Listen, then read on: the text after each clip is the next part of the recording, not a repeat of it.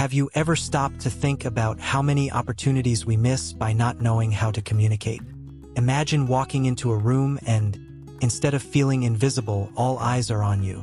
Now, think about how many times you held back an amazing idea just because you felt that chill in your stomach. The truth is that communication is the key that opens doors you didn't even know existed. What if I told you there are secrets that can transform your communication skills? I'm not just talking about speaking beautifully, but about truly connecting with the people around you. Have you ever felt uncomfortable in a conversation? Ever wished your words had more impact? It's time to change that. As you reflect on your experiences, I want you to keep an open mind. What if I told you that small adjustments can lead to big results? Pay attention, because with each tip, a new window will open. Let's explore this universe of communication together and discover what really makes a difference. Are you ready for this journey? Then let's move forward. Active listening, you know that moment when you're talking to someone, and the person seems more interested in their phone than in what you're saying? That's the opposite of active listening. For me, developing this skill was like discovering a new world in conversations. I started to realize that listening attentively goes far beyond just being silent while the other person speaks. It's about truly paying attention, asking questions, and showing that I'm interested in what the other person has to say.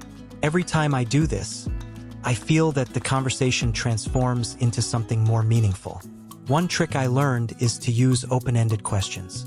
This not only stimulates dialogue, but also shows that I value the other person's opinion. Instead of simply asking, "Did you like it?"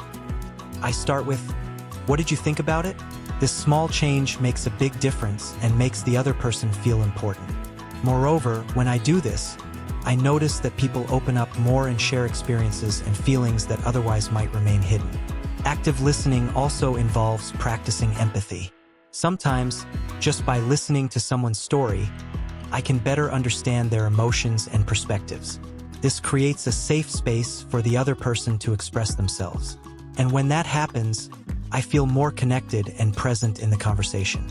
This connection is valuable, especially in moments of tension or conflict, where mutual understanding can be the key to resolution. One challenge I faced was the tendency to interrupt. Upon realizing this, I began to be more mindful. When I'm in a conversation, I make a conscious effort to wait until the person finishes speaking before responding. This practice not only improves communication but also demonstrates respect.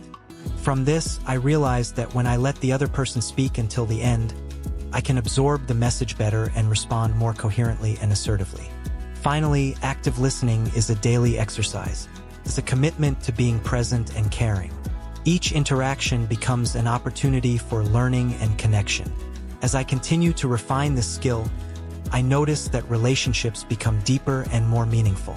It's an exchange that enriches not only myself but also those around me. Clarity and conciseness. When I started paying attention to how I communicated, I realized that I often got lost in jargon and unnecessary explanations. Clarity and conciseness became priorities for me.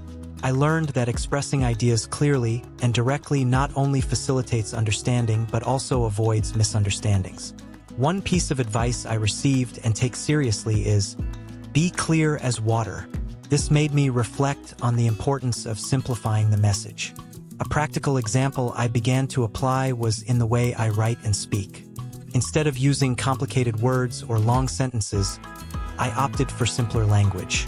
When I express what I want directly, the other person understands better, making communication more fluid. Moreover, when I avoid jargon, I reach a broader audience since not everyone is familiar with technical terms.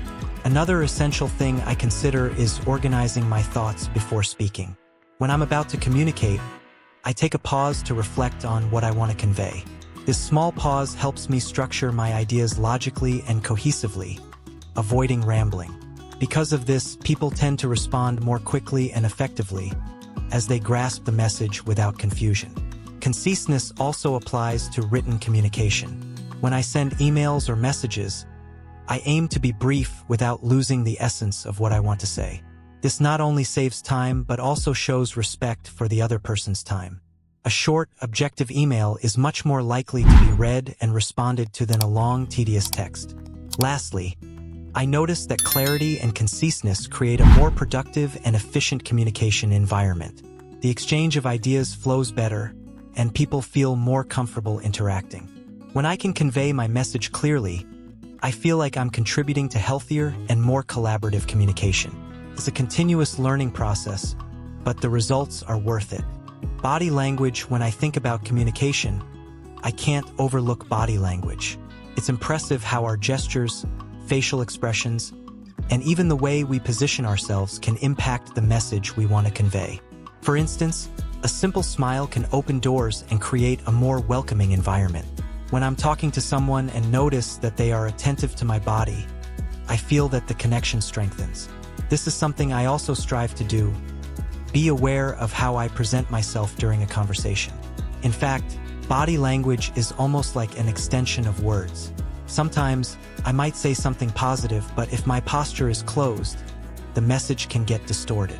Therefore, whenever I converse, I try to maintain an open and relaxed posture, as if inviting the other to feel comfortable. It's curious how, at times, our mind and body can be out of sync. While one part of me is fully engaged in the conversation, another may be tense, and that reflects in how I move.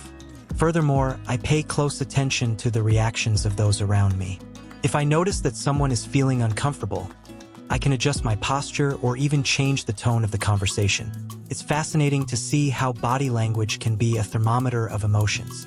Often, a slight nod or an affirmative gesture can encourage the other to share more. And, of course, this transforms into a richer and more engaging exchange.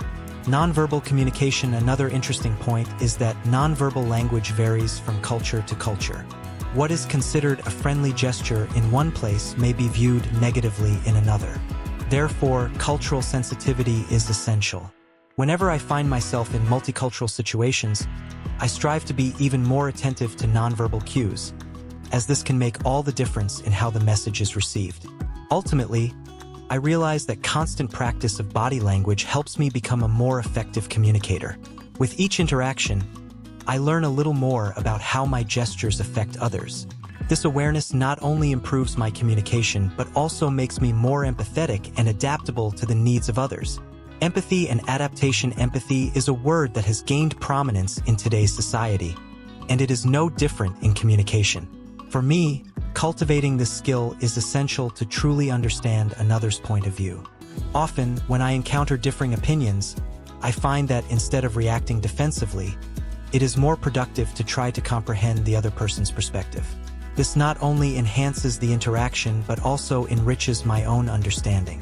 When I make an effort to be empathetic, I can adapt my communication according to the audience. For instance, when talking to a friend who is going through a tough time, I choose words that convey support and understanding rather than simply offering solutions. This gentler and more sensitive approach makes the other person feel valued and heard. Thus, the conversation becomes more meaningful and constructive. Additionally, I realize that empathy is not just about understanding what the other person is saying, but also about picking up on the emotions behind the words. Often, people do not directly express how they feel, and it is in this space that empathy becomes even more important. By noticing subtle signs, such as a change in tone or hesitation, I can adapt my response and offer the necessary support. Another aspect I consider important is flexibility in communication. Instead of having a fixed script in mind, I try to remain open to adjusting my speech as the conversation progresses. This requires active listening and a genuine desire to connect, but the results are always positive. When I show that I care, the other person tends to open up more, creating an environment of trust. In summary, empathy and adaptation are fundamental to building deep and meaningful connections. By embracing these skills, I not only improve my communication but also become a more conscious and sensitive person to the needs of others. This constant practice transforms not only how I communicate but also the quality of the relationships I establish in my daily life. Feedback. You know when you're talking to someone and you can sense that they're not really listening? This happens a lot, doesn't it? That's why feedback is fundamental. It's not enough to just talk. It's essential to understand how your message was received. Asking for honest feedback about what you said can open doors to a deeper dialogue. I always try to encourage people to give me sincere input, Sometimes we think we're nailing communication, but the other person's perception can be quite different. When I receive feedback, the first thing I do is listen without defending myself. It's all about humility. Accepting that I can improve is a huge step. I've lost count of how many times, after receiving feedback, I realized that my way of expressing myself wasn't as clear as I thought. Feedback helps us see our blind spots. It's like a mirror reflecting an image we often cannot see on our own. Additionally, I always strive to have a critical view of my own interactions. Self-evaluation is an exercise I consider essential. After a conversation, I tend to pause and think, what did I do well? What could have been different? This kind of reflection helps me identify patterns in my behavior and faults. Over time, I've found that this practice becomes a kind of map guiding me towards more effective communication. Another thing I've learned is that we shouldn't be afraid to make mistakes. Failures are disguised learning opportunities.